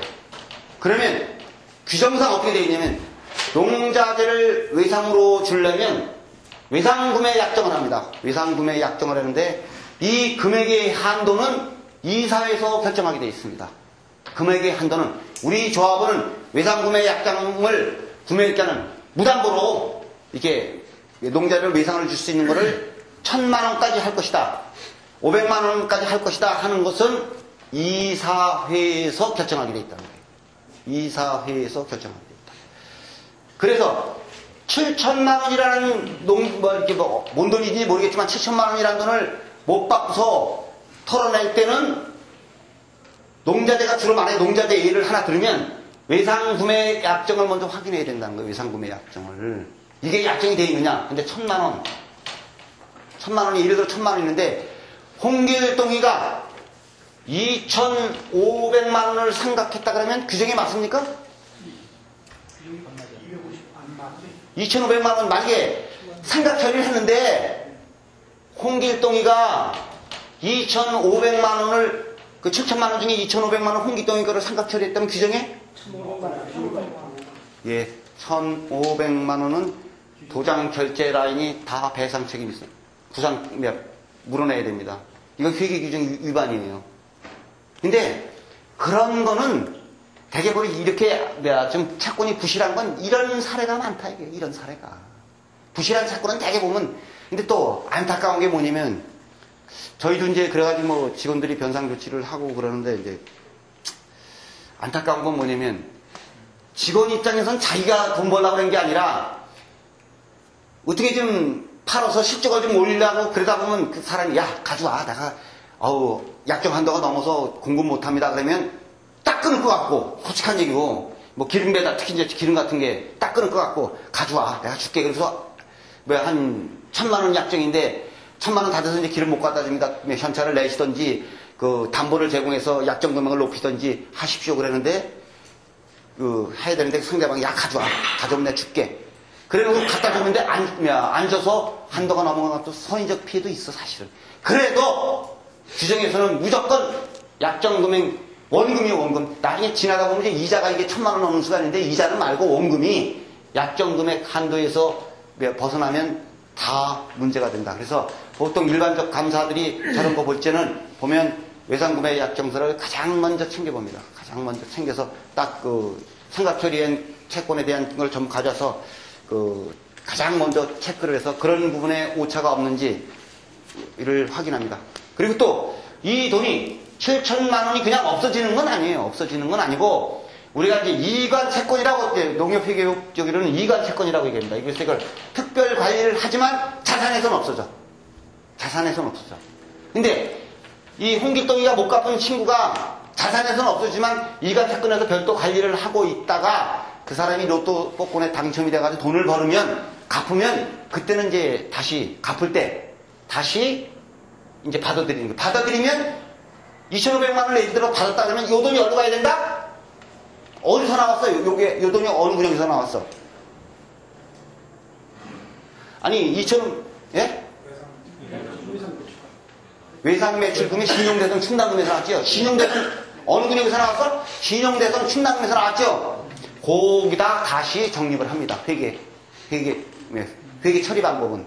그래서 저희가 모르게 지금 계산한 게 안 맞게 돈이 펑 늘어날 때가 있어요. 그건 뭐냐면 이간채권으로 없앴다가 나중에 이제 받을 수가 있죠. 이제 받으면 그게 다시 없어졌던 즉 그 빠져나간 그 자리로 다시 이관이 돼서 배란간 이렇게 대선 충당금이 생산비로 계산이 안 맞고 툭 늘어날 때는 그런 겁니다. 이제 그렇게 해서 확인을 경우의 수가 있습니다. 아 그렇구나 하고 이해를 하시면 되겠습니다. 금융업 대출 채권 밑에 보면 상호금융 자금 대출금이 있죠. 그 밑에 신용대선 충당금 있죠. 요거는 상호금융 자금 대출금의 충당금하고 경제자금 충당금을 두 개를 더해야 돼. 더해서 아까 같은 방법으로 계산하면 돼. 더해서. 근데 여기서 제가 이제 간단하게 이 부분은 설명을 안 드렸는데 이 공제 충당금도 일반으로 갑니다. 일반으로. 그 위로 아까 같은 데서 더해서 같이 계산하면 됩니다. 근데 그렇게 뭐 복잡하게 설명들은 해야 되겠다 안 되겠다 또 뭐가 아까 얘기한 거하고 틀리다고. 일반 대출금액 저 맨 위에 외상매출금의 대선 충당금에는 여러 가지가 있습니다. 대선 중에 뭐냐면 공제도 일로 들어갈 수 있어요. 공제도 그러니까 그 판관비 5번에서 공제도 옮길 수 있다는 거예요. 공제 또는 선급금 또 뭐 적으실 거 없이 자료에 다 자세히 나와 있습니다. 여러분 교육 자료에 보면 자세히 나오는데 한 8가지인가 이렇게 쭉 그런 게 나와 있어요. 선급금 또 공사자금을 미리 준 등등 해서 여러 가지 일반 사업에서 돈을 미리 줬는데 뭐 예를 들어 계약금으로 줬다. 계약금으로 만약에 1,000만 원을 줬는데 뛰었다 그러면 그 부분도 다 일반 회계에서 처리하기 때문에 그 대선 충당금에 그런 부분이 다 정리가 된다는 거예요. 그래서 공제도 포함되어 있다는 거예요. 공제도. 그건 이제 자료에 보면 자세히 나와 있습니다. 이제. 근데 이해를 돕기 위해서 이렇게 한 거니까는 나중에 계산할 땐 이 대차대표상에서는 공제도 일반 그러니까 외상 매출금의 대선 충당하고 더해서 계산해야 되는 거다 하고 이해를 하시면 돼요. 그럼 신용사업은 뭐냐면 정책하고 일반 신용사업 즉 상호금융사업하고 정책하고 더하면 됩니다. 그럼 전기 단기를 더해보세요 한번. 대략 그냥 억짜리만 더합시다. 전기 얼마예요? 전기에 상호금융 대선 충당금 전기 14억. 예? 14억. 예, 14억. 맞습니까? 단기에는 14억. 근데 조금 틀려야지 똑같으면 이게 안 되죠. 예, 그럼 14억 5천이다 이게 더한 게 두 개 더한 게 자. 전년도에는 14억이 있었는데 하여튼 금액이 변했지 않습니까? 이게 숫자가 변했는데 왜 변했는지 궁금하다 이게요. 왜 변했는지. 자 그러면 그거는 손익계산서에 나온다네. 손익계산서에 몇 쪽이더라? 5쪽 맨 왼쪽 보시는 쪽으로 왼쪽 맨 위에 보면 신용 가로치고 대선 상각비 작년도에는 얼마를 금년도에 얼마를 적립했어요?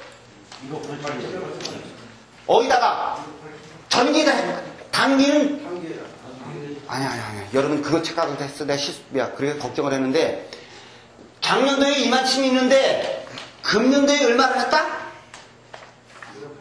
여기다 했다는 거예요. 금년도에는 여기다가 1억 8천을 더했는데 그래서 15억 8천이 있어야 되는데 현재는 14억 5천. 얼마를 썼다?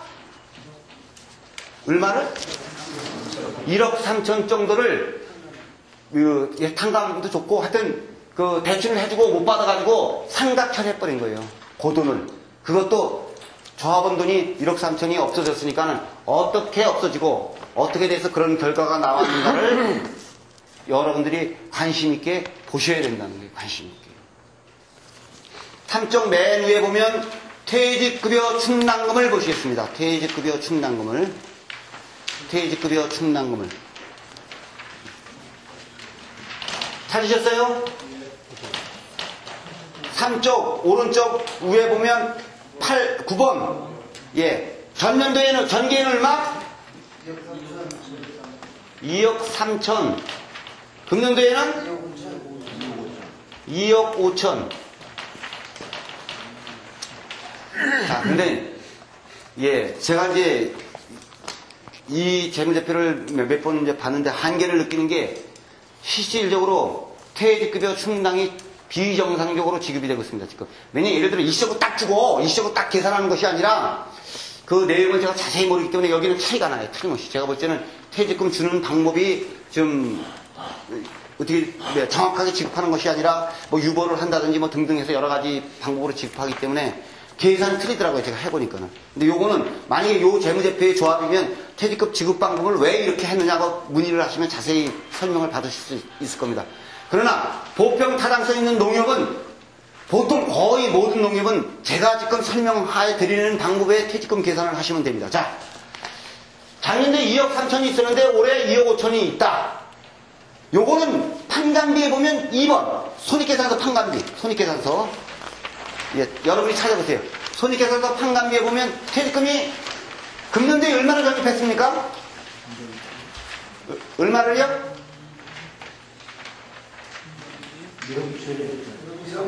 1억 2천.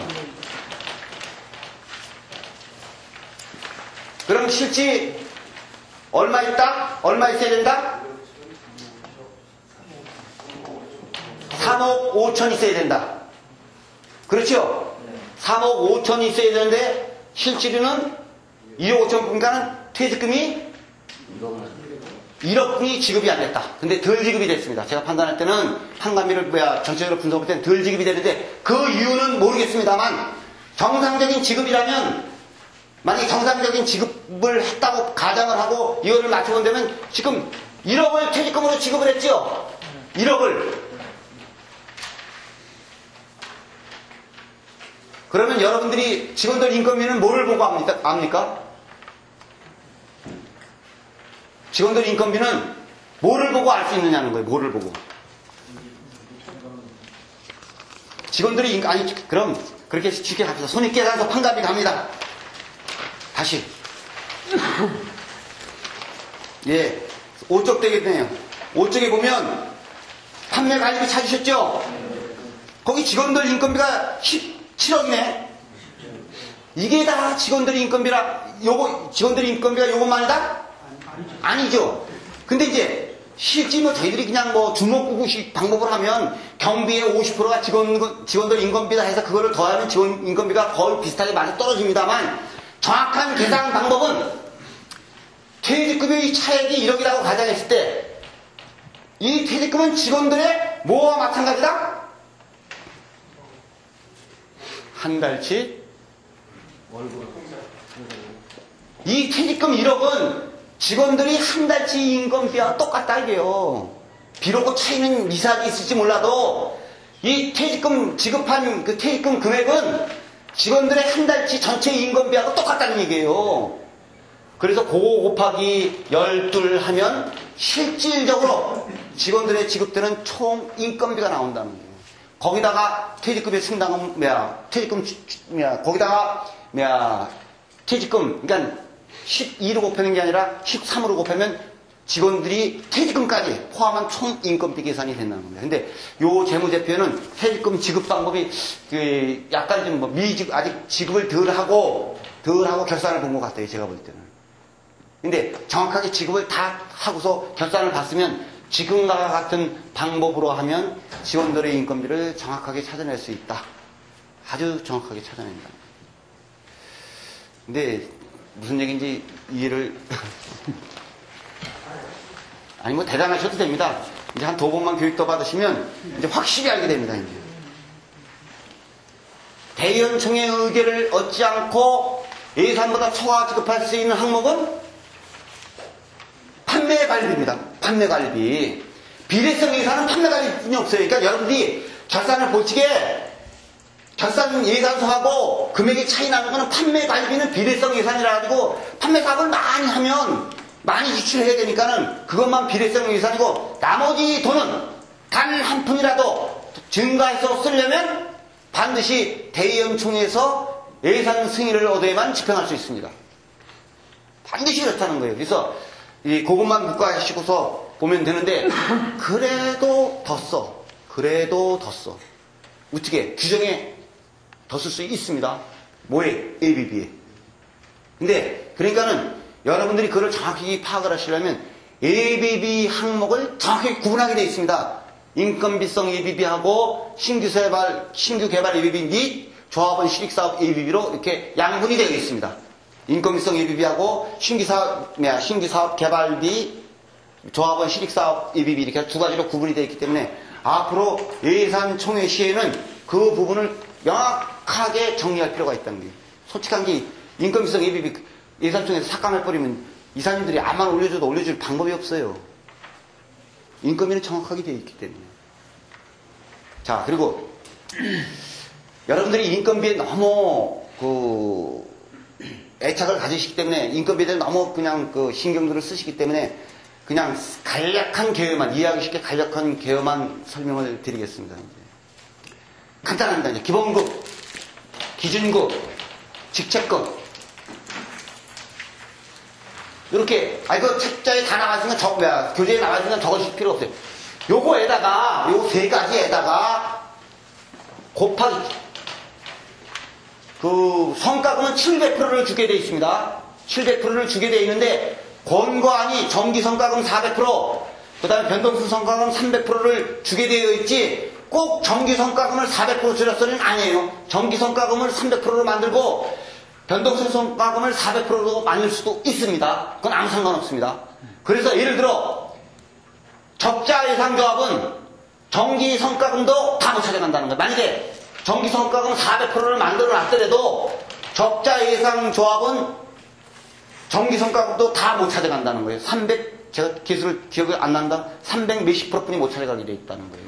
그러니까 이 성과금 개념은 정기성과금은 400% 되어 있고 변동수 성과금은 300% 꼭 못 박아진 건 아니다 이게. 그건 여러분들이 이사회에서 결정하면 임금 지급 방법, 업무 방법서를 이사회에서 결정하는 대로 따라할 수뿐이 없다는 거예요. 자, 근데 그냥 정기성과금 400% 아주 쉬워요. 여기다가 변동수 성과금 300%. 여기다가 각종 복리후생비. 그럼 여러분 예산서에 보면 각종 복리후생비가 다 나와 있다는 거예요. 개념이 이거예요. 아무것도 없어. 거기다가 이제 법으로 이월되어 있는 연차든지 월차, 연월차. 이렇게 계산하면 인건비 아주 쉽습니다. 여러분이 복잡하게 생각하지. 기준급, 직책급, 자격급 딱 해서 거기다가 그 금액들 더해다가 400% 곱하고 또 변동수 성과금을 줄 땐 요거에다 300% 곱하고 그 다음에 복리후생비, 인건비성 복리후생비라고 예산서에 딱 나와있으니까 그거 다 더하고 거기다가 법으로 보장되어 있는 연월차 휴가 보상비를 지급하면 된다. 그런데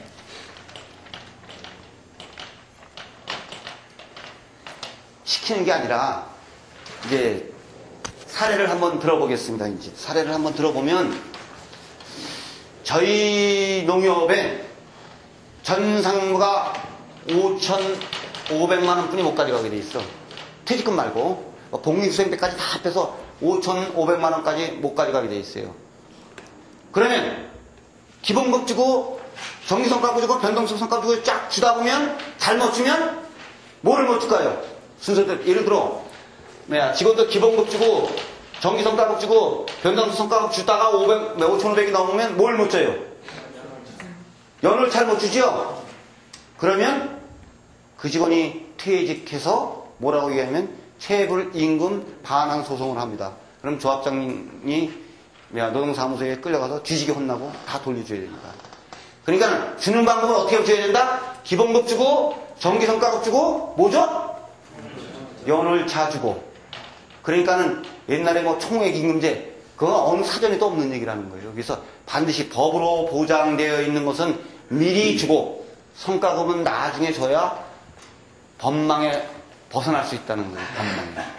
덮어놓은 거 아무것도 모르고 그냥 인건비 확 깎아버리면 직원들이 가져가지게 기본급까지 가고 정기성과까지 가고 변동성과 자기들이 가져가고서 어차피 직원들이 계산해서 가져가고서 퇴직급여 충당금 연일자 휴가 보상금을 지불을 못하게 그렇게 서류를 꾸며놓으면 나중엔 꼼짝없이 가서 다 체불임금 반환 소송에 의해서 다 반환해줘야 됩니다. 그래서 지급 방법은 그렇게 가야 됩니다. 그래서 법으로 보장되어 있는 건 무조건 가야 된다. 그래서 특히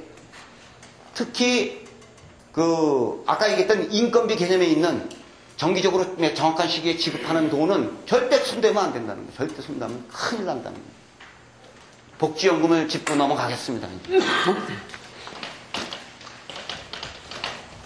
자, 복지연금은 사실 개정면엔 여기는 없습니다. 이제 나중에 판관비 내용에 있는 얘기인데 자세한 내용은 없습니다만 복지연금은 사실 개정면에는 있어요. 그 개정에 복지연금을 내는데 복지연금은 어떤 합의하에 만들어진 거냐면 잘 사는 농협들이 옛날에 퇴직금 누진제로 갔지 않습니까? 퇴직금 누진제로. 그때는 왜 가능했느냐면 퇴직금 누진제를 그 당시 과거에는 지역의 지역 농협들이 돈이 없어. 돈이 모자라가지고 중앙에서 돈을 빌려다가 대출할 정도로 돈이 아주 없었다는 거예요. 그래서 직원들 퇴직금을 안 주고 그 퇴직금으로 대출을 했어요. 대출하고 이자가 생기니까 누진제로 가도 그 수익이 더 발생을 했어. 직원들이 퇴직금 누진제로 가도 그 퇴직금을 모은 돈을 갖고 조합원 나서 옛날에 대출금리가 엄청 비쌌지 않았습니까? 비쌀 때 뭐 한 18%, 20% 갈 때 그때는 그 퇴직금 누진제를 갖고 있던 돈을 갖고 대출을 해서 수익이 발생을 해서 부담이 없었는데 지금은 금리가 저희 눈 같으면 7.9%대 이하로 뚝 떨어져 버려 있으니까는 지금은 누진제로 가면 손해요. 그 누진제를 대출을 해가지고 얻은 돈으로 누진제를 채워줄 수가 없다는 거예요. 그래서 지금은 중간경산으로 다 가면서 누진제를 폐지하니까 직원들이 뭐라냐면 손해다 해서 나름대로 머리 좋은 직원들이 만들어낸 것이 복지연금입니다. 나름대로 만들어낸 게 복지연금이라는 거예요. 그래서 복지연금은 어떤 항목이냐면 복리후생비예요. 복리후생비는 누가 결정하냐?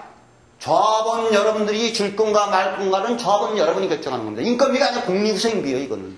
그래서 아까 얘기했듯이 복지연금이 월 20% 그러면 연 240%의 특별보너스 100% 주는 건 유도 아니라는 거예요, 이게요. 특별보너스는 개별적으로 나눠주면 160%까지 줄 수 있지만 평균적으로 이렇게 평자를 내려면 100% 이상 넘을 수가 없습니다. 그러니까 복지연금 주는 거는 특별보너스 주는 건 별도도 아니라는 거예요, 이게요, 솔직히. 근데 아무것도 모르고 지급하는 농협이 내용도 모르고 지급하는 농협이 굉장히 많다. 복지연금은 인건비하고는 무관하다는 거예요. 이건 예산의 삭감에도 아무 상관이 없다는 거예요. 그런데 뭐 직원들이 보통 이 얘기를 하기를 노동법 제1조 1항에 보게 되면 그 직원들의 인건비가 아니라 뭐는 하향 조정할 수, 합의하에 하향 조정할 수 없다 이렇게 돼 있다. 그건 인건비 얘기예요, 인건비. 예. 인건비는 하향 조정을 할 수 없다는 건 맞는데 복지 문제, 즉 복리후생비는 그거하고 아무 상관이 없다는 거예요, 그거는요. 그거하고는. 법적으로 그런 거하고는 아무 상관이 없다. 근데 직원들은 계속 그거를 요구하고 있다. 근데 문제는 딱 하나 있어요, 문제는 어떤 문제가 있냐면 여러분이 단체 협약안을 맺을 적에 그 내용이 들어가 버리면 노동법에 보호받게 되어 있습니다. 지금 뭐냐면 농협법은 특별법 아닙니까? 농협법의 상위법이라는 거예요, 이게. 상위법이기 때문에 농협법에 예를 들어서 연월작 시간은 25일뿐이 줄 수 없다 그래도 단체 협약안에 50일까지 줄 수 있다면 그리고 단체 협약안을 맺으면 단체 협약은 어디에 근거를 둔 거다? 그러면 농협법이 우선이에요? 노동법이 우선이에요? 그러니까 농협법이 있으나마나 헛일이에요. 그러니까 단체 협약 안에 그런 내용이 들어가 있으면 뭐 단체 협약 안에 야 우리는 보너스 뭐 야 연월짜씩 우리는 주 5일째 근무를 해도 연월짜씩 보상을 한다. 근데 뭐 노동법에 이제 농협법에 25일뿐이 줄 수 없는 것도 우리는 50일까지 줄 수 있다. 이렇게 해버리면 농협법 위에 상위법이기 때문에 그대로 집행해서 제가 교육한 건 말짱 헛일이에요. 그러니까는 단체 협약안이 중요하다. 그거는 노동법으로 보호를 받고 있기 때문에 중요하다. 굉장히 중요합니다. 그래서 단체 협약안 제1조 본 협약안과 농협법 및 정관과 상충될 때는 본 협약안에 우선한다 이렇게 돼 있어요. 그러니까 협약안 갖고 농협법하고 이렇게 해서 서로 마찰이 있을 때는 협약안이 우선한다 이렇게 규정이 되어 있다니까는 반드시 단체 협약안 1조엔 그게 되어 있다는 거예요. 그래서 그런 부분은 잘 봐야 된다. 그런데 단체 협약안에 근데 이제 그 교육을 받았더니 그 복지연금 없애도 된다고 그랬다. 그래가지고 가서 예산적인 날름 없앴는데 단체 협약안에 나와 있으면 안 됩니다. 단체 협약안이 기록이 되어 있으면 복지연금 삭감 못합니다. 이미 법으로 보장되어 있는 거기 때문에 할 수 없다는 거예요. 합의를 해야 돼. 여러 가지 해결하는 방법은 있습니다. 일방적으로 통보하는 거예요. 2주 전에, 2달 전에 일방적으로 농협에서 통보하면서 이 협약안을 수용을 못해서 재협상하자고 통보를 해버리면 다시 원상으로 가는데 뭐 이따 뭐 시간이 있으면 회의 원칙에 대해서 설명을 하겠습니다만 결정이 안 나면 원하는 대로 그냥 가버리거든요 이게. 그래서 그게 문제가 아닌데 일방적으로 통보하고 재협상할 수는 있습니다. 여러분 그냥 임용 처분하고 바로 가시죠 그럼요. 예.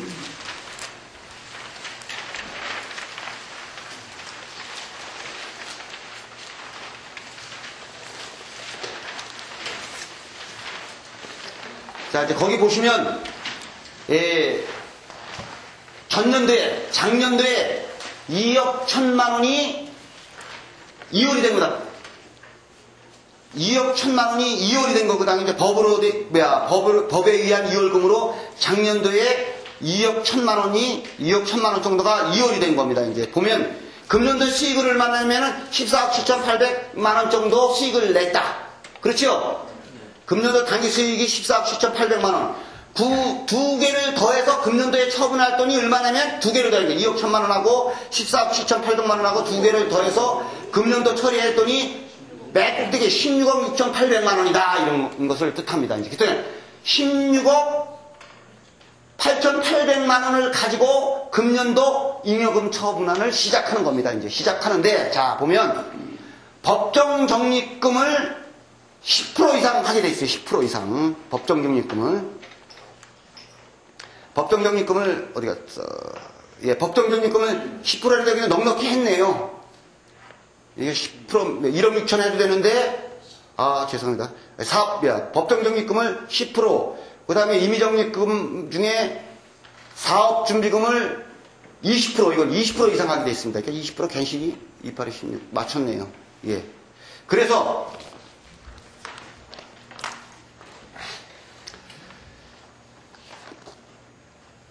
16억 8,800만 원을 그냥 뭐 간단하게 보시지 말고 간단하게 계산해서 자 법정 적립금 10%면 얼마만 1억 6,800만 원 하면 되죠. 네.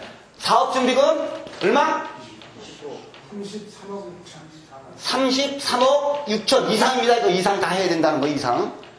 그 다음에 법으로 이월된 금이 20%니까 이것도 3억 3,600.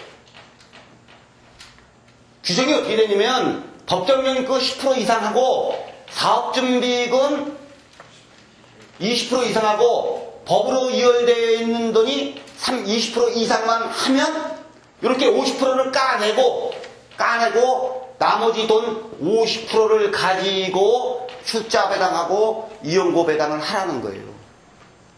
근데 여기서 이제 여러분들이 이제 보면 이상 하라니까 더 하면 된다는 더 하면.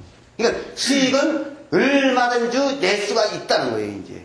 수익을 얼마든지 낼 수 있다는. 그래서, 근데 이 농협은 아주 제가 볼 때 넉넉한 농협입니다. 아주 넉넉한 농협이라 별로 문제가 없는데, 별로 문제가 없는데 손익계산서에 보면 전기 오류 손익이라는 게 있습니다. 이제 전기 오류 손익. 1차제 대표 부채. 3페이지 맨 위에 유통손실보전금 찾으셨습니까? 전년도에는 얼마 있었어요? 5억 6천 있었죠? 그 돈을 전기 오류 손익으로 털어냈어. 그래서 올해 없어진 거 아닙니까? 전부. 거기 없어졌죠? 단기에는. 그래서 요거를 수익으로 잡았다는 겁니다. 전기 오류 수익으로 지금 손익계산서에 보면 영업의 수익에 5억 몇천을 5억 6천 몇백을 전기 오류 손익으로 잡았다는 겁니다. 이제. 이거 아니네. 여기 위에 있구나. 죄송합니다. 예, 맞습니다. 예, 그 돈하고 호환이 똑같죠? 그렇게 해서 전기 오류 수정 이익으로 그 유통손실보전금을 적립해놓은 돈을 다 빼서 이익으로 챙겼다는 겁니다. 이건 회계상 그렇게 오래 하도록 강요가 돼 있어요. 중앙에부터 회계상 그렇게 해라. 왜냐면 수익을 감추는 거로 인정을 해가지고 올해 이렇게 다 처리하게 돼 있습니다. 그래서 문제는 그러면 전기 오류 수정 이익으로 5억 6,400이 수익이 잡히면 13.2%의 세금을 감하고 바로 잉여금 처분안에 그 돈이 다 갔어야 돼. 그냥 다 바로 그냥 정확한 회계 방법이면 5억 6천에 대한 13.2%의 법인세를 세금을 떼고 그 돈 전체 한 5억 정도를 고스란히 잉여금 처분안에 넣었어야 되는데 2억분이 안 났다는 거예요. 그래서 그거는 조금 잘못된 것 같으네요. 예. 만약에 출자금이 30억이라면 5% 출자 배당을 하면 얼마가 필요합니까? 예? 얼마요? 1억 5천. 여러분이 이제 요거 잘 계산하셔야 돼요. 이거 정신 차리고 보셔야 돼요. 출자 배당을 할 수 있습니까? 없습니까? 출자 배당을 할 수 있어요? 없어요? 지금 버는 돈이 총 요번에 잉여금 처분안을 처리할 돈이 2억 5천 뿐이 안 되는데 출자 배당을 1억 5천을 하게 지금 뭐냐면 30억에 5% 출자 배당을 결정을 했으면 3, 5, 15, 1억 5천이 있어야 되죠. 해야 될 거 아니에요. 그럼 이 농협의 출자 배당을 1억 5천을 할 수 있습니까? 없습니까? 왜 없습니까? 왜? 예, 맞습니다. 무조건 2억 5천에 대한 50%는 법적으로 50%는 무조건 적립하게 돼 있다는 거예요. 무조건. 그래서 남은 돈은 출자 배당하고 이용고 배당으로 남을 수 있는 돈은 1억 2,500푼이 없다는 겁니다. 그래서 꼭 출자 배당을 하고 싶으면 이용고 배당금 얼마 떼어놓고 나머지 돈 갖고 한도에서 뿐이 출자 배당을 할 수 없습니다.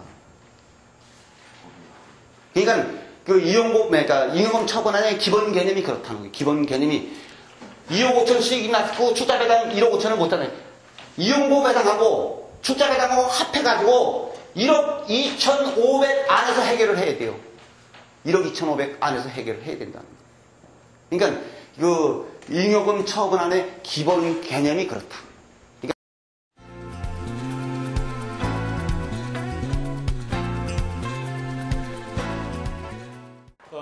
사실 오늘 우리 한농년 이사 강사 교육의 심화 교육이 지금부터 한 3시간 이상, 4시간에 거쳐서 제가 설명을 드리고, 그동안에 제가 지역별로 다니면서 기초되는 부분은 제가 대충 설명을 해드렸습니다.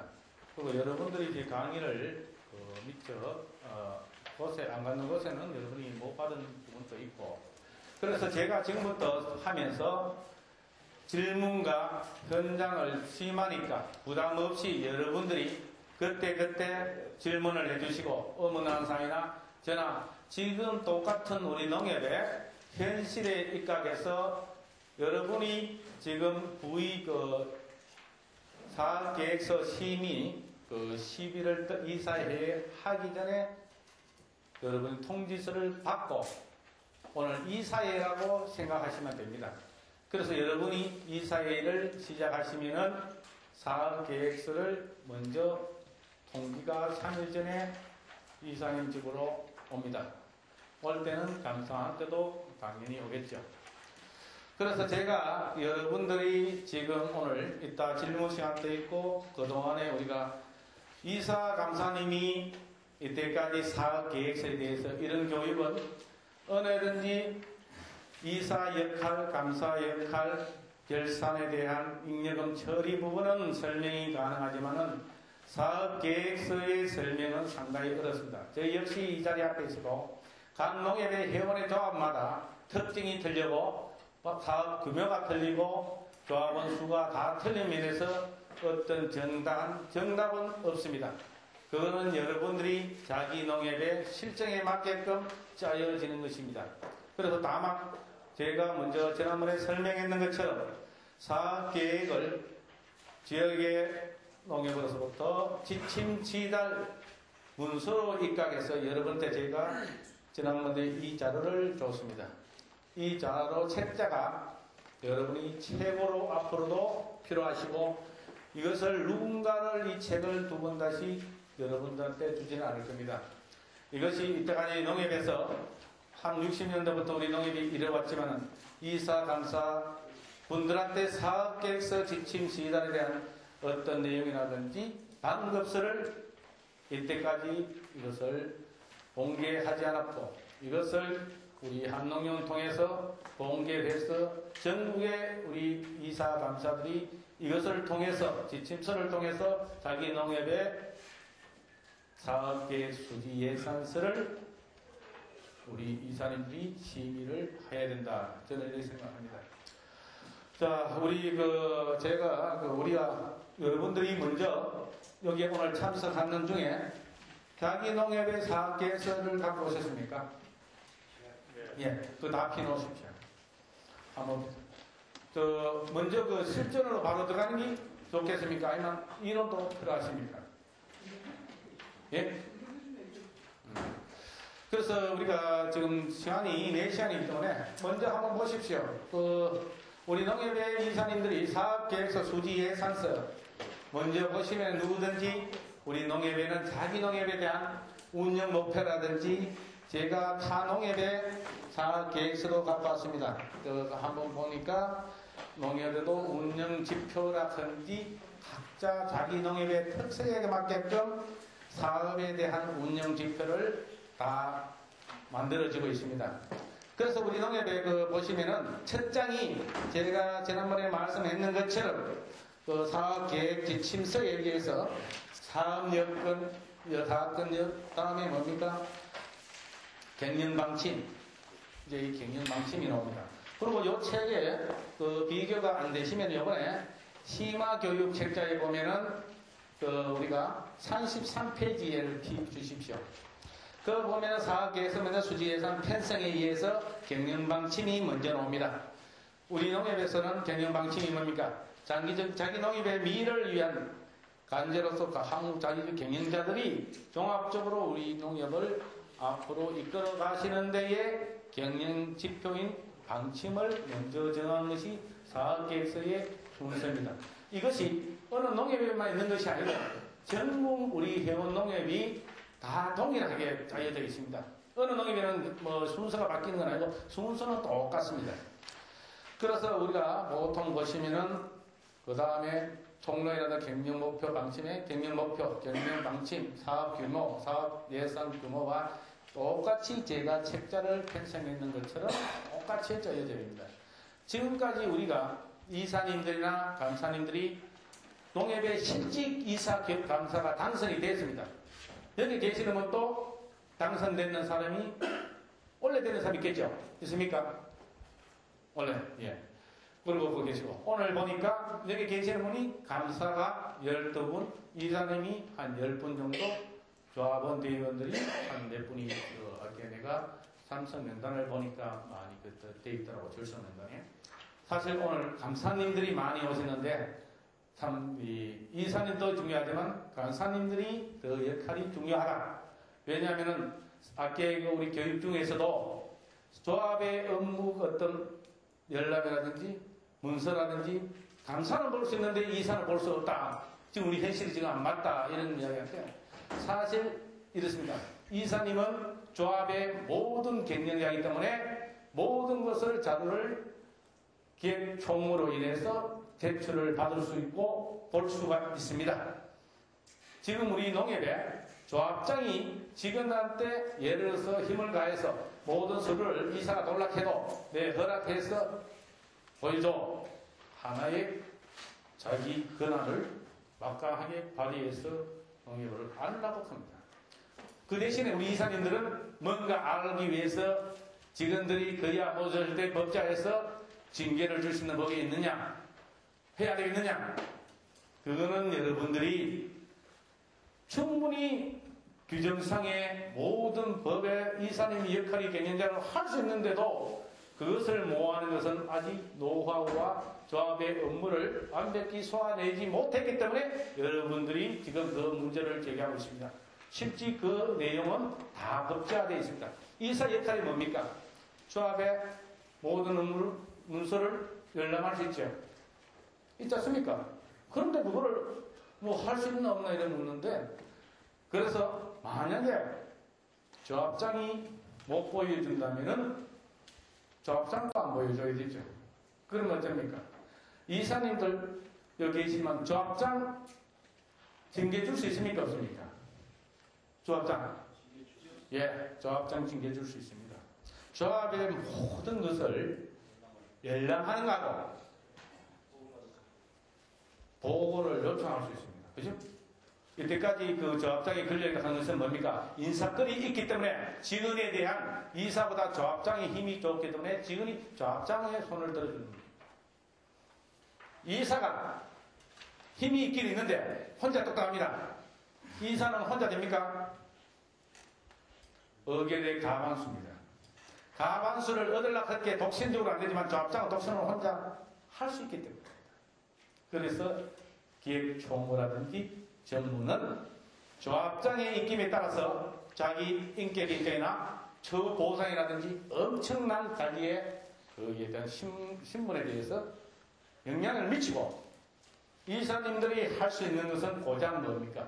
지원급여 규정이라든지 사업계획서에 직원들 어떤 복지지원사업비 최소한에 대한 직원들에 대한 인사위원회 그리고 면접이 얼마나 더 있습니까? 권한이 조합장보다 약하기 때문에 자기 소신보다는 힘의 논리에 움직이는 것이 우리 현실이 아니겠습니까? 그래서 여러분들이 이사, 감사 교육을 철저히 해야 된다는 얘기입니다. 왜냐하면 이런 것을 제가 이게 설명하지만 연수원이라든지 어떤 교육장에 가서 이렇게 설명을 해주지 않습니다. 다만 아까도 우리 농림부의 우리 과장님이 말씀하셨다시피 그 사람은 농협법이나 여러분들보다 더 능력하고 우수합니다. 이 법이 흔합니다. 그래도 여기서 질문을 하면 답변을 정확하게 안 합니다. 자료를 찾아보고 답변을 정확하게 여러분한테 주입을 하시킵니다.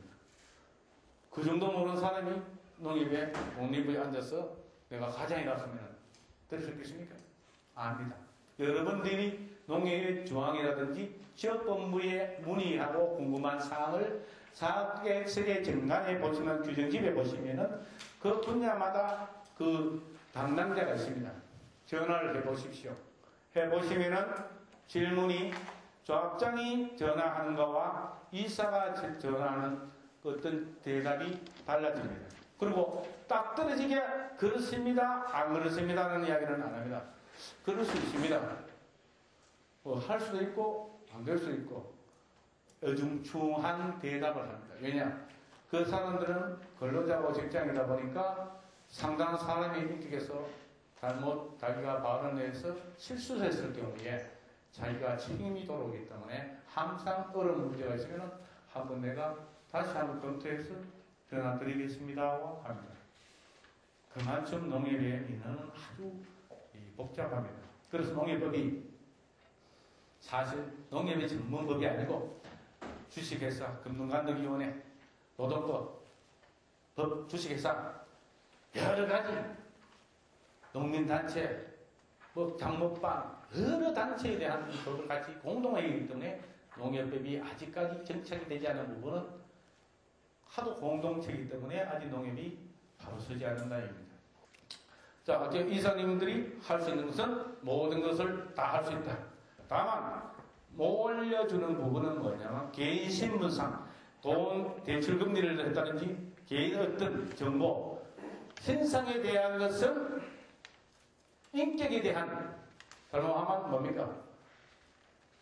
명예훼손죄에 관련되는 문제이기 때문에 그런 부분은 못하지만 운영상의 묘는 그 집 다 할 수 있다는 것이 제가 이때까지 하는 경험입니다.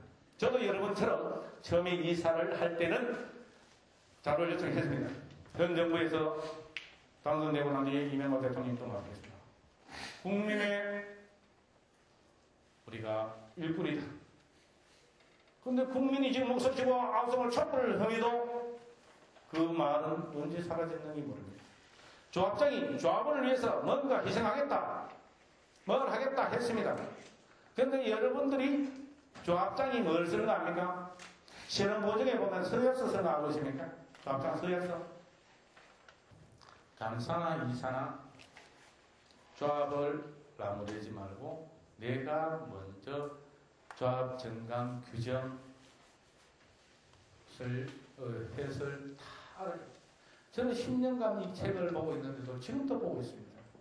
10년을 해도 몰라요. 아까 전 담당 상무도 보면 강농협에 기획총무가 한 20년 넘게 했을 겁니다. 경제상무도 있고요. 맞죠? 그 상농에 대해서 모릅니다. 왜냐?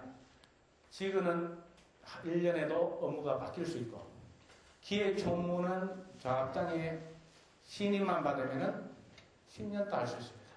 그러다 보니까 30명, 50명 된 직원 중에도 조합에 총괄적으로 회계와 기획 상무가 급여라든지 법을 아는 사람은 단 한 사람이다. 모릅니다. 농약 담당은 농약밖에 모르고 연세대 담당은 연세대밖에 모릅니다. 이사님보다 더 모릅니다. 사실은.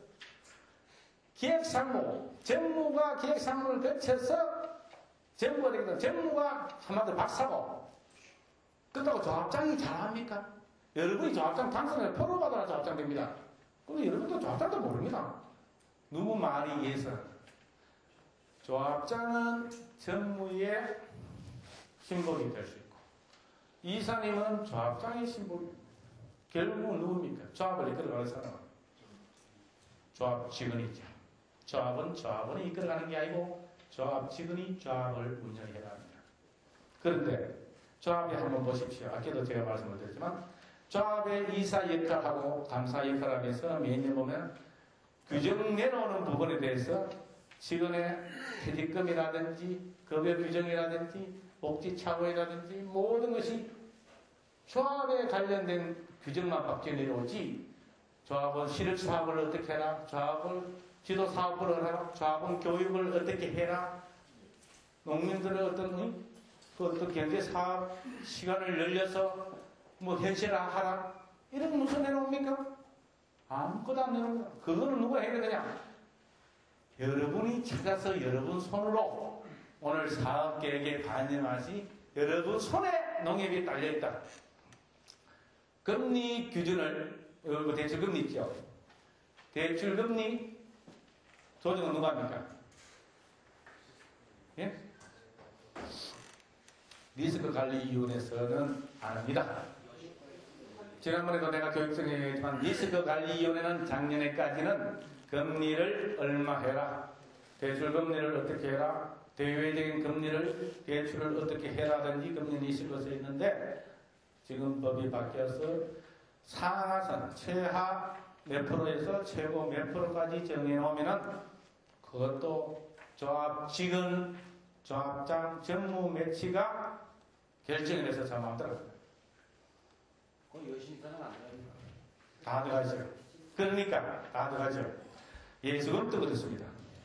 예수금이나 대출이나 신용 부분은 다 그렇다는 거예요. 결국은 지난번에는 이사님들이 인사위원회에 가서 우리 농협은 이렇게 하자고 그마저 그날도 다 잘랐습니다.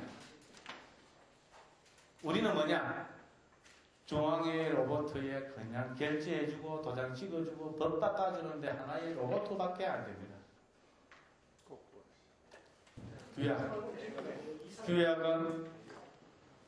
규약은 이사에서 합니다. 대의원에서 하는 게. 그렇게 잘 하셔야 됩니다. 우리 최소한 법을 어디서 바꾸는가는 알아야 됩니다. 그죠? 우리 이사님이 dem도 되고 감사가 하려면 그 정도는 알아야 돼요. 규약은 대의원에서. 대의원에서 하는데 규약은 과반수죠. 정관은 몇 프로입니까? 3분의 2입니다. 그죠? 그거 차이점 아닙니까? 준칙. 규약 밑에 준칙. 준칙이 좌장이 합니다.